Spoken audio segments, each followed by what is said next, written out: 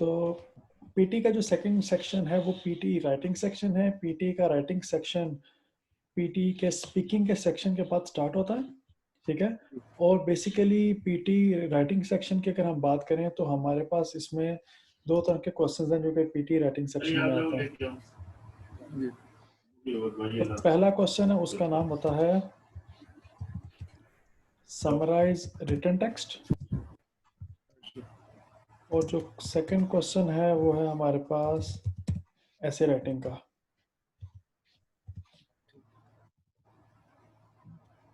Sorry, ठीक है, हमारे पास सेकंड क्वेश्चन है ऐसे राइटिंग का। अब समराइज, अब इसके अगर क्वेश्चन, ये दो ही क्वेश्चन टाइप्स हैं जो कि हमारे राइटिंग सेक्शन में आते हैं पीटी के अंदर, ठीक है। सिर्फ ये दो तरह के क्वेश्चन हैं। जो पीटी राइटिंग सेक्शन है वो हमारे पास क्वेश्चन आमतौर पर आते हैं दो, जनरली दो आते हैं, लेकिन कभी कभी देखा गया कि उसके तीन क्वेश्चंस भी आ जाते हैं हमारे पास, ठीक है। और नॉर्मली अगर दो हमारे पास समराइज रिटन टेक्स्ट आ रहे हैं तो फिर हमारे पास एक ऐसे आता है, ठीक है। लेकिन हमारे पास अक्सर औकात ये होता है कि दो समराइज रिटन टेक्स्ट के साथ दो ऐसे भी आ सकते हैं। तो ये डिपेंड कर रहा होता है कि आपको कौन सा आपको पेपर अलॉट हुआ है।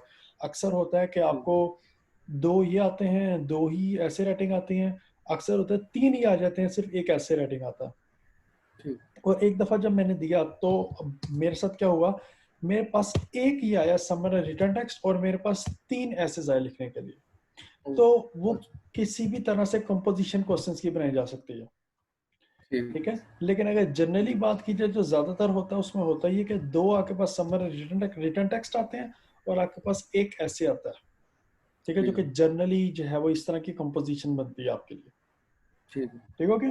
जो ऐसे राइटिंग है उसके ऊपर हम बाद में बात करेंगे। आज जो हमारा मेन टॉपिक है वो है समराइज रिटन टेक्स्ट का, ठीक है। अच्छा, समराइज रिटन टेक्स्ट है क्या, सबसे पहले देख लें। समराइज रिटन टेक्स्ट को पहले समझते हैं कि क्वेश्चन है क्या। इसमें होता यह है कि हमारे पास ना पैराग्राफ्स आते हैं, ठीक है। जैसा कि अगर मैं आपसे शेयर करूं तो हमारे पास ये एक पूरा कंप्लीट पैसेज है, ठीक है। इस पैसेज में हमारे पास 5 से छोटे छोटे पैराग्राफ्स हैं, ठीक है। हमने करना क्या है, अगर हम क्वेश्चन को समझे तो क्वेश्चन का नाम है summarise written text. Summarise written text का मतलब यह है कि हमारे पास जितना भी टेक्स्ट है जो कि राइट हुआ है, हमने उसकी क्या बनानी है, समरी बनानी है, ठीक है। समरी बनानी है। और जो मेन प्री रिक्विजिट है इसकी वो ये है one line summary. One line summary का मतलब ये है कि जो भी कंटेंट हमारे पास, जो भी पैसेज पूरा दिया हुआ है, उस पूरे पैसेज को हमने एक लाइन में कंप्लीट करना है, ठीक है। जब हम कहते हैं वन लाइन में कंप्लीट करना, it means only one full stop is allowed, ठीक है। नॉर्मली हम फुल स्टॉप कब लगाते हैं, जब हमारी एक लाइन कंप्लीट होती है। और अगर हम ये कह रहे हैं कि हमने तमाम के तमाम पैसेज को एक ही लाइन में लिखना, इट मींस कि हम फुल स्टॉप कितनी बार लगाएंगे। जी सर, समझ आ रही बात की कि नहीं आ रही? जी सर आ रही। कितनी पूरे दफा? पैसेज को सर मैंने समरी में एक यानी कि एक फुल स्टॉप यूज करना है और एक ही यानी कि लाइन में से हमने लिखना है। जी बिल्कुल, पूरे के पूरे पैसेज की हमने समरी बनानी है, लेकिन हमने उस समरी को एक ही लाइन में लिखना है, ठीक है। अगर हम, अब मुझे बताओ आपके हम फुल स्टॉप कब लगाते हैं? जब सर एक बात खत्म हो जाए, मतलब एक सेंटेंस कंप्लीट हो जाए। जी, तो एक सेंटेंस या एक लाइन कंप्लीट हो जाए, ऐसा ही है। जी, तो अगर हमने पूरी समरी को एक लाइन में लिखना है तो हम फिर कितने फुल स्टॉप लगाएंगे? सर एक फुल स्टॉप यूज होगा। जी बिल्कुल, ठीक है। अच्छा, एक फुल स्टॉप यूज होगा। तीसरी जो इम्पोर्टेंट चीज़ है, हम अगर इसमें वर्ड्स की बात करें तो कम से कम हमारी लाइन में 5 लफ्ज होने चाहिए, और मैक्सिमम जो हम वर्ड्स लिख सकते हैं वो है 75 वर्ड्स। समझा की बात की? जी सर। हमारे पास इस क्वेश्चन को करने के लिए होंगे 10 मिनट्स, 10 ठीक है। 10 मिनट्स में हम ईच क्वेश्चन रिजॉल्व करेंगे। कोई यहाँ तक कंफ्यूजन?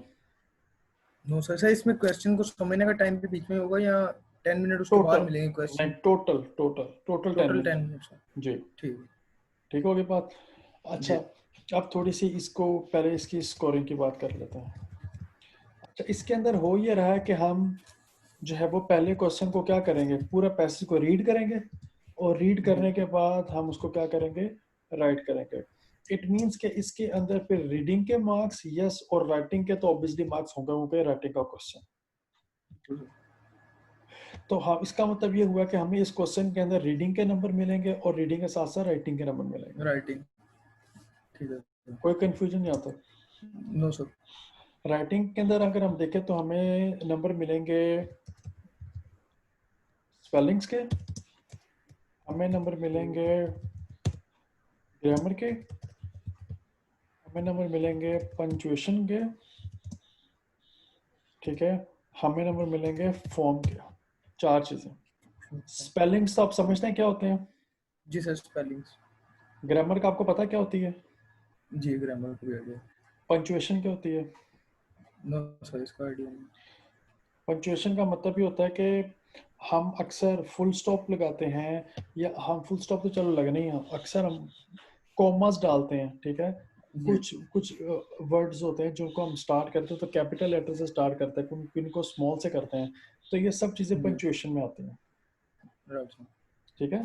अगर हम जी फॉर्म की बात कर रहे हैं तो फॉर्म का मतलब है नंबर ऑफ वर्ड्स, जैसा कि हमें कम से कम 5 और ज़्यादा से ज़्यादा 75 वर्ड्स लिखने हैं, ठीक है। अगर राइट सर, हमारा आंसर इन वर्ड्स इस वर्ड रेंज के अंदर होगा तो उससे हम कहेंगे फॉर्म, और उसके हमें 2 नंबर हाँ, मिलेंगे।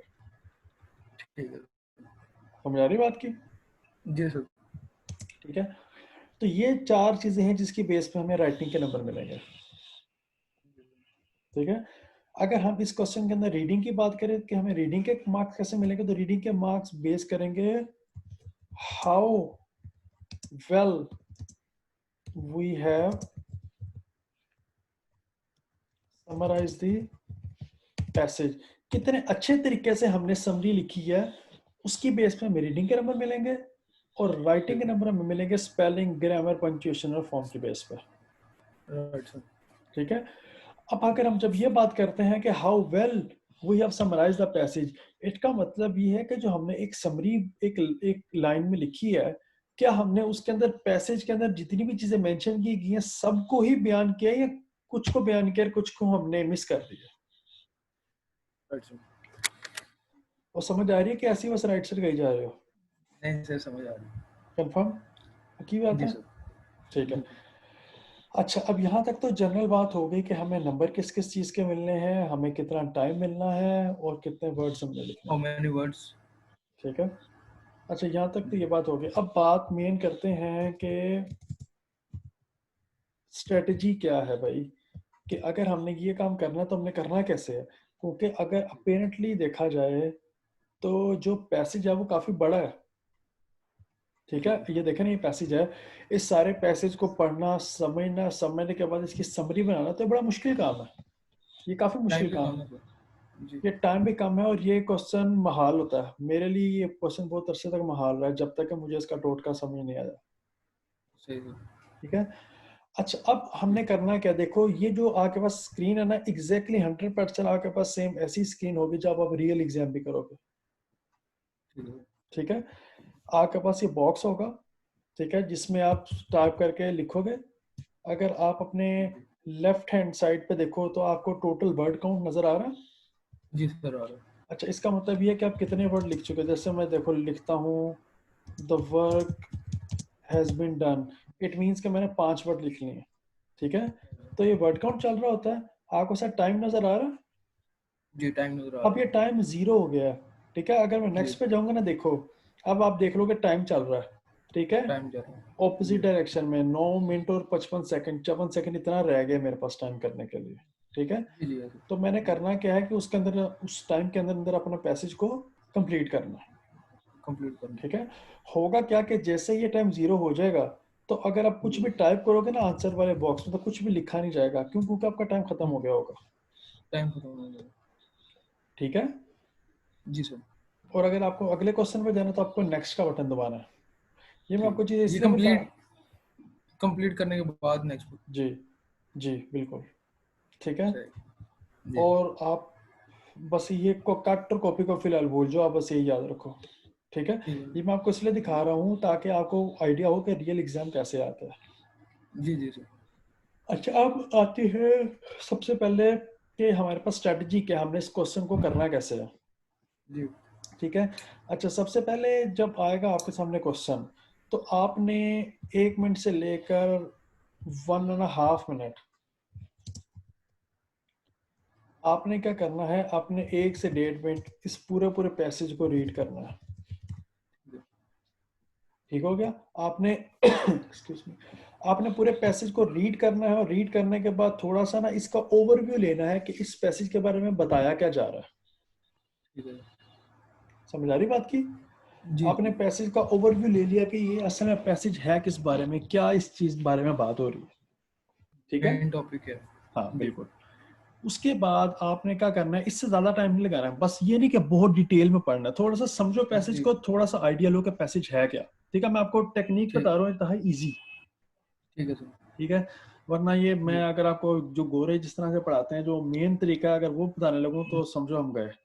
अब मैं आपको जो सही है बता सर। रहा हूँ वो है क्या। अब आपने करना ये है कि यार, इधर तो पैसेजेस हैं काफी ज्यादा, ये एग्जाम्पल में बहुत ज्यादा है। आमतौर पर होता ये कि हमारे पास 2 या 3 या मैक्सिमम 4 पैराग्राफ्स होते हैं। ठीक ठीक है। आपने करना यह है कि आपने करना है pick 1 line from each paragraph. ठीक। ठीक है। जी सर। आपने कोई भी एक लाइन पिक करनी है हर पैराग्राफ से। ठीक है। ठीक है। आमतौर पर होता यह है कि देखो, आप करो ये कि try to pick the first line. ठीक अच्छा, वजह क्या है फर्स्ट लाइन पिक करने की, होता यह है कि जब एक नया पैराग्राफ स्टार्ट होता है ना, तो उस पर एक नई बात की जाती है, और आमतौर जी पर जो नई बात है ना, वो पैराग्राफ की पहली लाइन में की जाती है। ठीक है। और समरी का ठीक। मकसद ये होता है कि उस समरी जो आपने लिखी हो ना, उसके अंदर जो भी पैसेज में बातें डिस्कस की गई है ना, वो सारी की सारी इंक्लूड हो। जी ऐसे। जितनी आप मैक्सिमम चीजें इंक्लूड करोगे, उतनी आपको मार्क्स रीडिंग के मिलेंगे, क्योंकि रीडिंग का मतलब ये है कि आपने कितना अच्छा समराइज किया है। रीडिंग के जो मार्क्स होने इस समराइज। क्वेश्चन में। ठीक हो गया। राइट।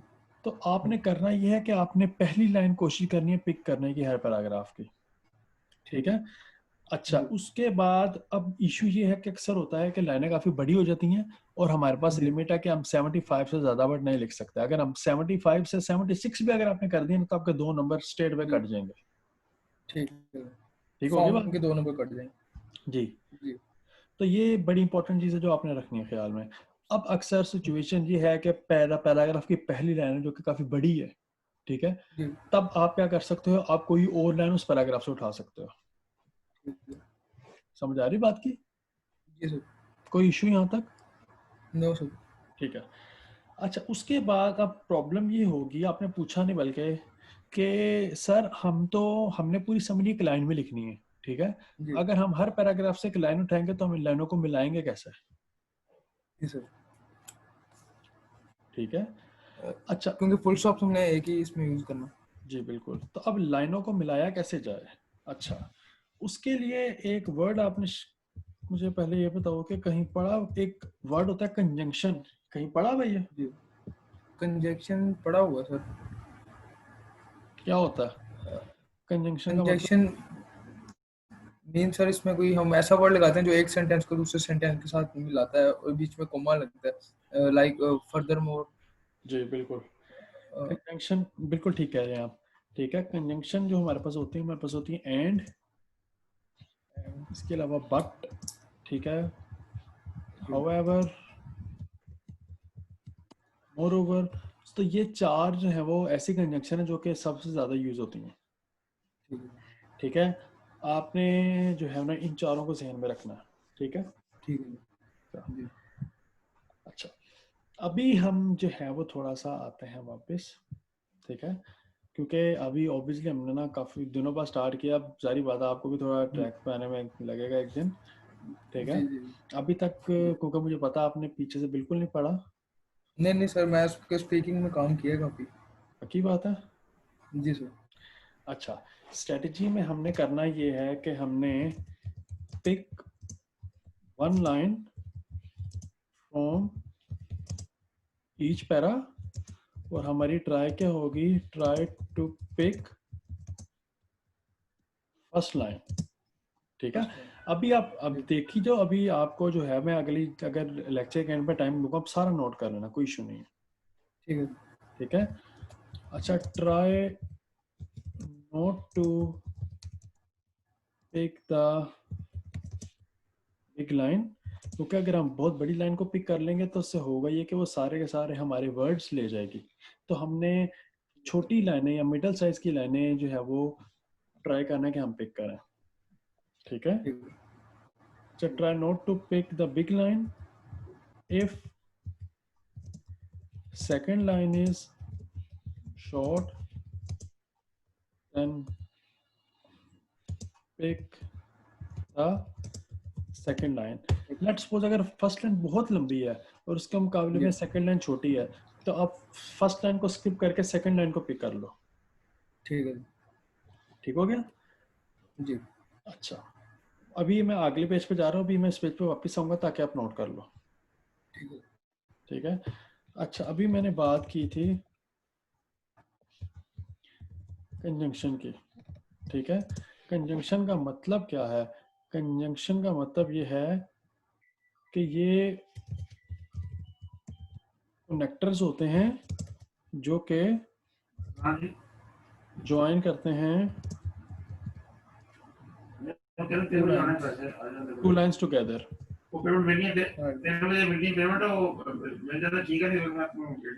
ठीक हो गया। जी। अच्छा, अब ये होते कौन? एंड हो गया, बट हो गया,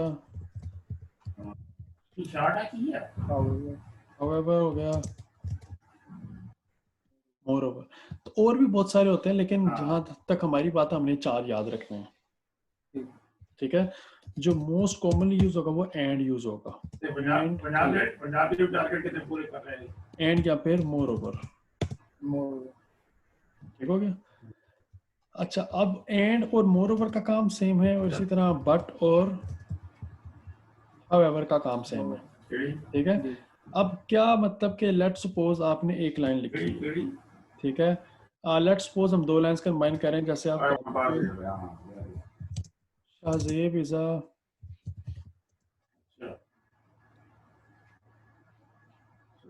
good student and is good in studies. ठीक है। अगर आप देखें, ये 2 लाइनें, Shahzeb is a good student और दूसरी थी he is good in studies, ये दोनों लाइनें एक जैसी हैं कि ये मतलब कि आप ये बताओ, जो दूसरी लाइन है वो पहली लाइन के साथ कनेक्ट कर रही है कि वो डिफरेंट चीज बता रही है? कनेक्ट कर रही है। वो कैसे कनेक्ट कर रही है? Is a very good student, और फिर उसी की क्वालिटीज को आगे यानी कि एक्सप्लेन किया, he is good in studies. Exactly. तो इसका मतलब है दोनों एक जैसे आइडियाज डिस्कस हो रहे हैं। ठीक है। तो इसका मतलब ये है कि ये एक जैसी जब चीजें हों तो हम या तो एंड लगाएंगे या फिर हम मोरओवर भी लगा सकते हैं। ठीक है। अब बट या हाउएवर कब लगता है? जब हम कहें कि Shahzeb is a good student but he always comes late at school. अब अगर आप देखो कि जो पहली लाइन है उसमें तो अच्छाई बयान की जा रही है, जबकि दूसरी लाइन में अच्छाई नहीं बल्कि थोड़ी सी बुराई बयान की जा रही है, मतलब कि थोड़ा डिफरेंट हो गया, नेगेटिव पॉइंट हो गया जी नेगेटिव। तो जब नेगेटिव होगा और हमने 2 लाइनों को आपस में कनेक्ट करना है, तो यहाँ तो हम बट लगाएंगे या फिर हम हाउएवर लगाएंगे। क्लियर हो रही बात? जी सर।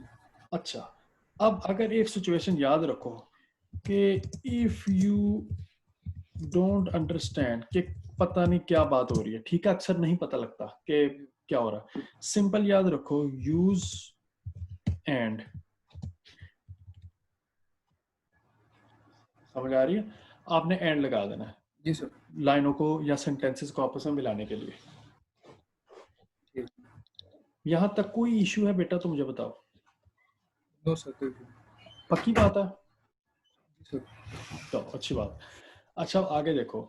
आगे मैंने आपको एक चीज बताई थी, पंचुएशन के कोमा कहाँ लगना है। ठीक है।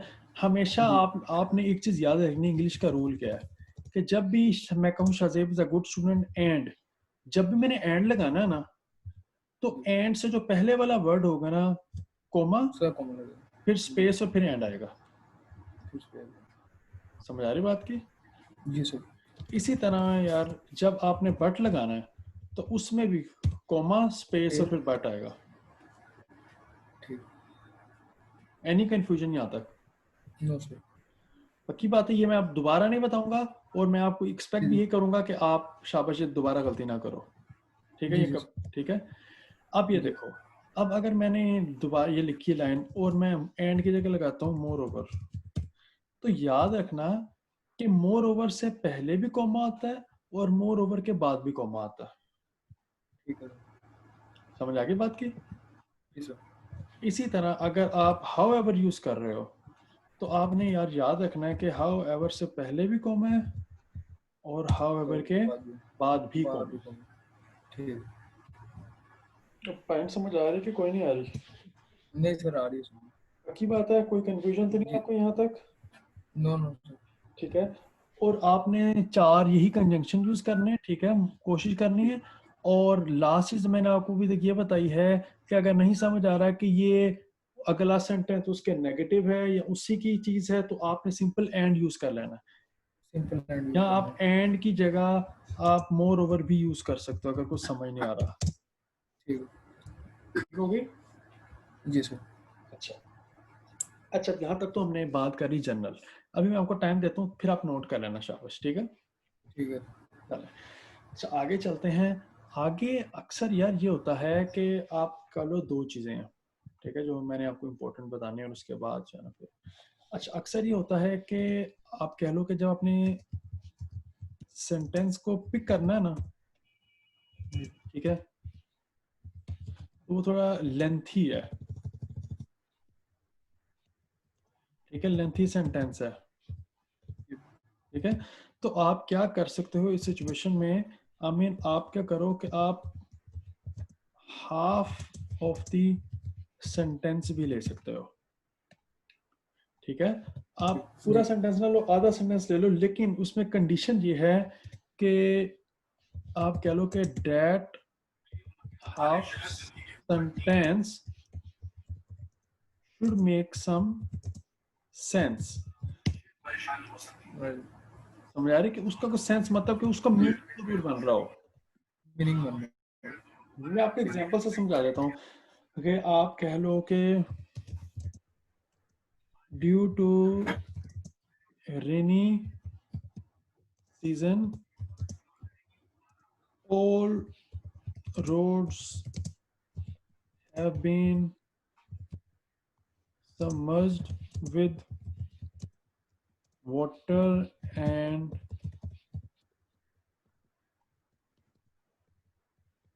transportation has been badly affected। ठीक है, अब लेट सपोज आप ये लाइन लेना चाह रहे हो, लेकिन हम देख रहे हो काफी ज्यादा लंबी लाइन है, तो हम क्या कर सकते हैं, हम सिर्फ ये वाला पार्ट ले लें कि एंड रेनी से पहले कर। सीजन की वजह से बारिशों तमाम सड़कें भीग गई या डूब गई, ठीक है।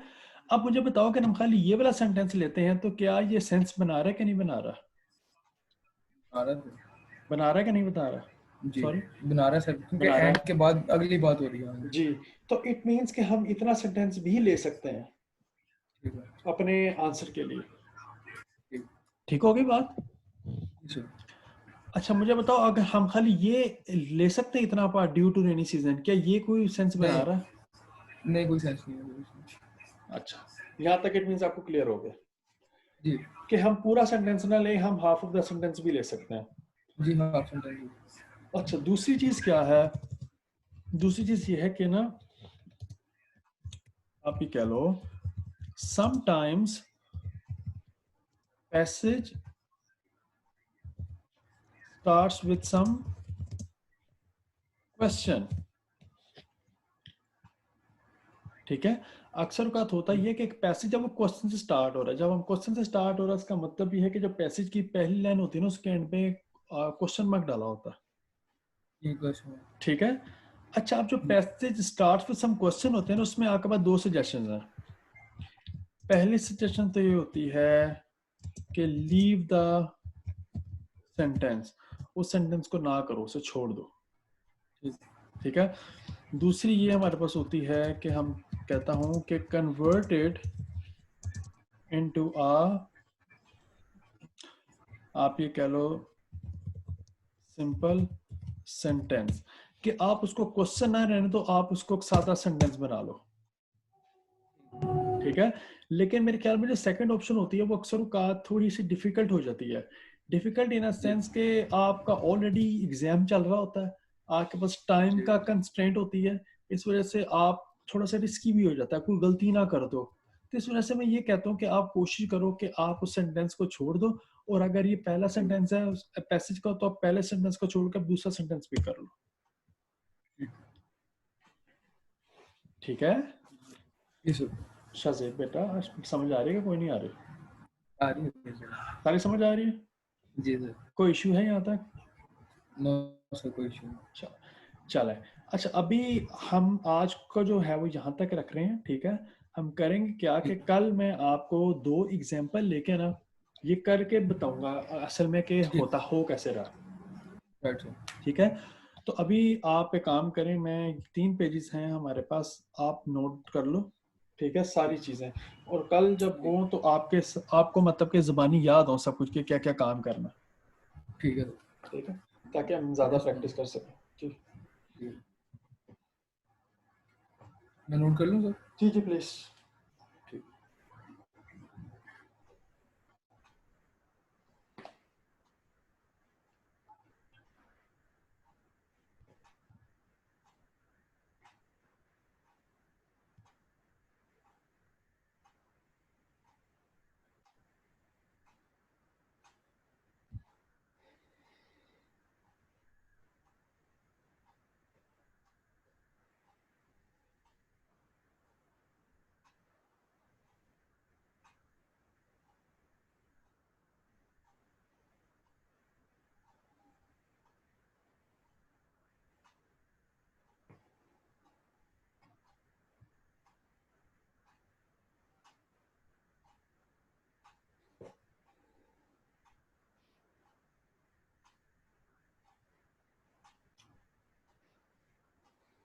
सर फर्स्ट पेज हो गया, कहानी सेकंड तो।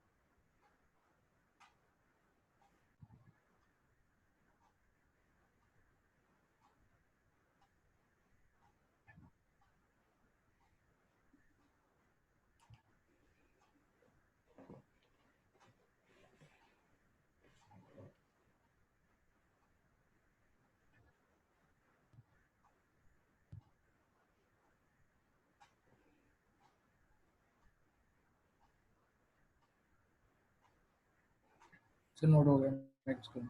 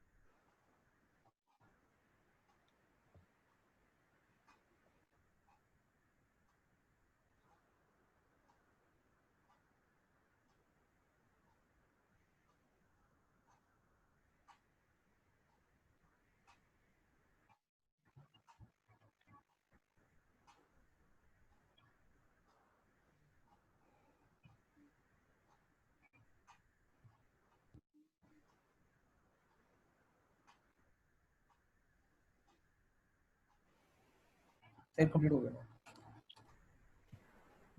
चलो ठीक हो गया।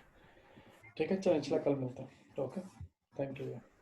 कल सर इसकी एग्जाम्पल्स करेंगे हम। जी बिल्कुल, ठीक है, कल या फिर थैंक 1:30 यू। बजे होगी क्लास, ठीक है। 1:30 बजे ठीक है सर। चलो, थैंक यू, अल्लाह हाफिज़। ओके, थैंक यू, अल्लाह हाफिज़।